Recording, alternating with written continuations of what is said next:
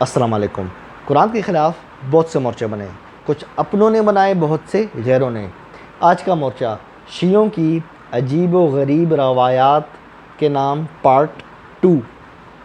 دوستو، شیعہ کے جو مشہور محدث ہیں شیخ صدوق، انہوں نے کتاب لکھی عیون اخبار رضا، اور سید سستانی کا فتویٰ ہے کہ اس کتاب کی ساری روایات صحیح ہیں۔ اب آپ کے سامنے ایک میں تھوڑی طویل روایت ہے، وہ پیش کروں گا۔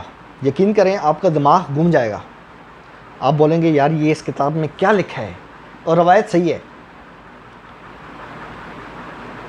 جتنے بھی شیعہ ہیں میں ان کو واپس قرآن کی طرف رجوع کرنے کی دعوت دیتا ہوں، اور ان روایات سے، کتب روایات سے توبہ کرنے کی میں انہیں دعوت دیتا ہوں۔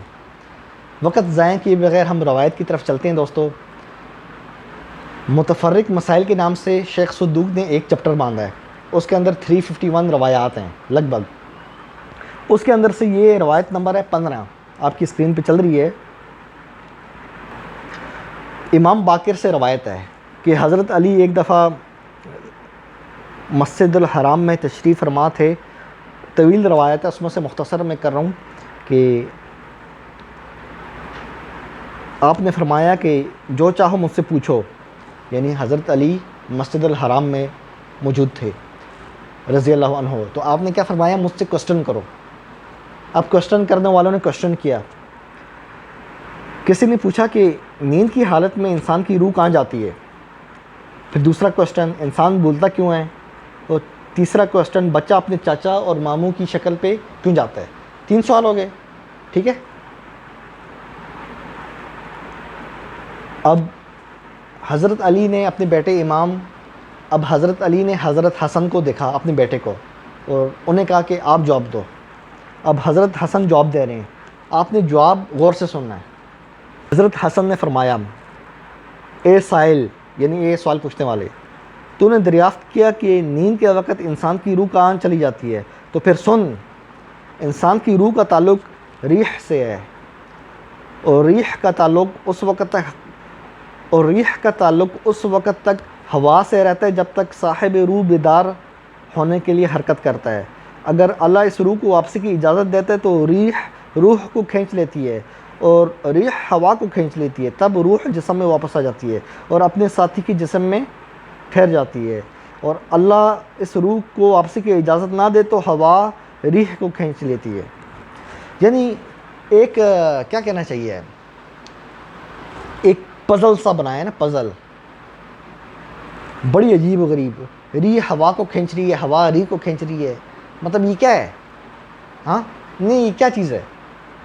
اللہ پاک قرآن میں کیا فرما رہا ہے کہ ہم نے فرشتوں کو مقرر کیا ہے، یہ ہوا اور یہ ریح ان کا تو تعلق ہی نہیں ہے، سیدھا فرشتہ آتا ہے اللہ کے حکم سے، روح قبض کرتا ہے، لے کے چلا جاتا ہے۔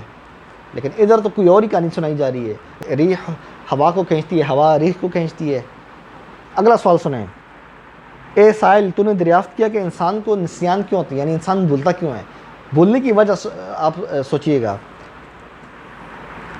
سن، اچھا ایک منٹ، اچھا یہ وجہ بتانے سے پہلے نا، عموماً آج کل نا ڈاکٹر B12 وٹامن جو ہے نا، جو بی کی سیریز ہے نا، B1 B6 B12، مطلب وٹامن بی کی جو سیریز ہے، یہ آپ کو دیتے ہیں کہ آپ لو، آپ کا جو دماغ ہے تیز ہوگا، یا آپ کو بادام کھانے کا مشورہ دیتے ہیں، اس کے اندر یہ تمام چیزیں ہوتی ہیں۔ لیکن یہاں پہ انسان بھولتا کیوں ہے، اس کی وجہ سنیں آپ۔ تو اے انسان سن، انسان کا دل ایک ڈبی میں ہوتا ہے، اور ڈبیا پر ڈھکن ہوتا ہے، یعنی انسان کا دل ایک ڈبی میں ہے اور اس کے اوپر ڈھکن لگا ہوا ہے۔ غور سے سننا آپ نے۔ اور جب کوئی شخص محمد اور آل محمد پر درود بھیجتا ہے تو ڈھکنا جدا ہو جاتا ہے، دل روشن ہو جاتا ہے، اور یوں انسان کو بولی ہوئی بات یاد آ جاتی ہے۔ دیکھا، درود پڑھو گے تو ڈھکن ہٹ جائے گا اور دماغ کام کرنے لگ جائے گا۔ یعنی یہ جتنے بھی انگریز ہیں، جتنے بھی ہندو ہیں جو بھول جاتے ہیں، چونکہ درود نہیں پڑھتے نا، لیکن وہ جو انگریز، جو سائنٹسٹ ہیں، جو بہت ہی تیز ہیں، جنہوں نے بڑی بڑی چیزیں بنائی ہیں، جو بہت ذہین ہیں، تو وہ کیا مطلب؟ اس کا مطلب وہ درود پڑھتے ہیں اس لیے ان کا دماغ تیز ہوتا ہے. دل کے اوپر جو دل جس ڈبیا میں ہوتا ہے اس کے اوپر سے ڈھکن ہٹ جاتا ہے.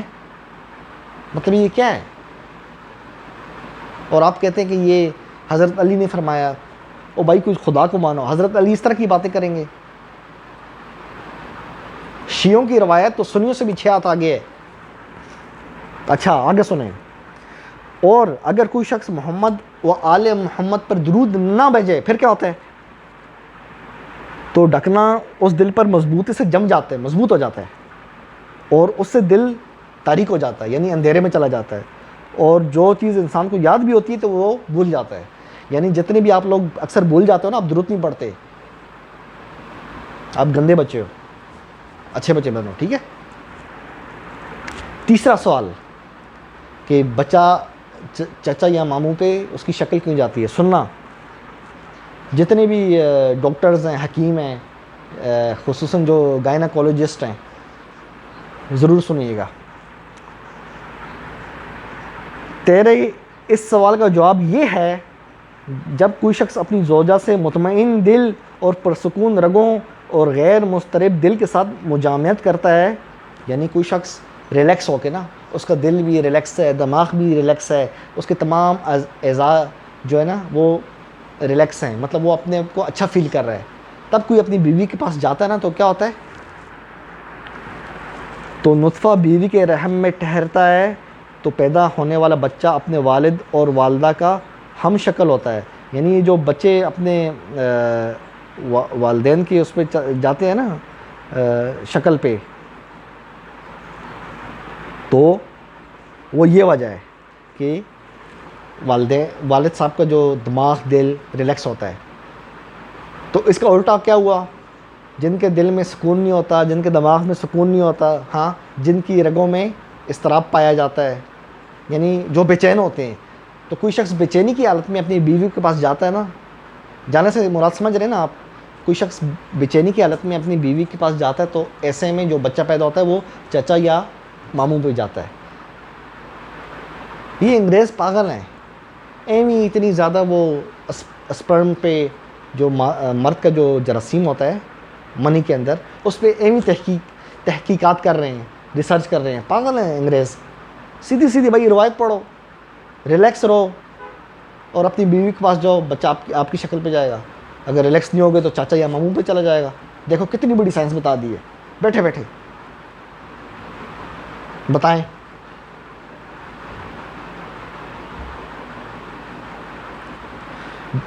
آپ کیا سمجھتے ہیں؟ حضرت علی نے یہ فرمایا ہوگا؟ بالکل بھی نہیں فرمایا. میرے نبی کی جو صحابہ ہیں نا، اللہ نے کیا فرمایا ہے؟ وَكُلًّا وَعَدَ اللَّهُ الْحُسْنَى. سب کے ساتھ اللہ کا اچھائی کا وعدہ ہے، سب کے ساتھ. اور وہ اس طرح کی باتیں کریں گے، آپ ریلیکس ہوگے تو آپ پہ جائے گا، ریلیکس نہیں ہوگے تو. جتنے بھی شیعہ ہیں تھوڑا سوچو، ان روایات سے باہر نکلو. اب یہ کہنا کہ آپ اس لیے بولتے ہو کہ آپ درود نہیں پڑھتے ہیں، اور دل کے اوپر ڈبہ ہوتا ہے یا پتہ نہیں ڈھکن ہوتا ہے، ہاں، وہ ہٹتا ہے پھر بند ہوتا ہے، یہ کیا ہے؟ آپ درود پڑھو گے تو وہ ڈھکن جو ہے ہٹ جائے گا، درود نہیں پڑھو گے تو اندھیرا ہو جائے گا، دماغ کام کرنا چھوڑ دے گا. آپ ان خرافات والی روایات سے باہر نکلو. کتاب اللہ کو تھام لو. اس طرح آپ ان روایات سے باہر نکلو، کتاب اللہ کو تھام لو. اس طرح انشاءاللہ کبھی بھی گمراہ نہیں ہوگے. میں اس طرح گاہے بگاہے شیعوں کی عجیب و غریب روایات پر ویڈیو بناؤں گا، آپ لوگوں کو ہلاؤں گا. آپ لوگ جو آنکھیں بند کر کے سو رہے ہو نا، آپ کو جھٹکا دے کے لاؤں گا. آپ کو غصہ آئے گا، یہ ابو جعفر ترولی ہمیں کیوں ہلا رہا ہے، ہمیں سونے کیوں نہیں دے رہا، اس کو کیا مسئلہ ہے؟ اس لیے ہلا رہا ہے. آپ جاگو. انسان کو زندگی ایک ہی دفعہ ملتی ہے، 50 70 80 سال کی چھوٹی سی زندگی ہوتی ہے. جاگو، اس سے پہلے دیر ہو جائے. واپس اللہ کی کتاب کی طرف لوٹو، قرآن کو تھامو، ان روایات سے باہر نکلو. سنی اپنی روایت پڑھ کے شیعہ کو گالی دیتا ہے، شیعہ اپنی روایت پڑھ کے سنی کو گالی دیتا ہے. ان چیزوں سے نکلو، اللہ کی کتاب کو تھامو، بھائی بھائی بن جاؤ، بات ختم. دوستو چینل کو لائک کریں، سبسکرائب کریں، جن دوستوں کو چینل کا نہیں پتہ انہیں بھی بتائیں۔ اپنے بھائی ابو جعفر تنولی کو اجازت دیں، پھر ملتے ہیں انشاءاللہ۔ قرآن زندہ باد۔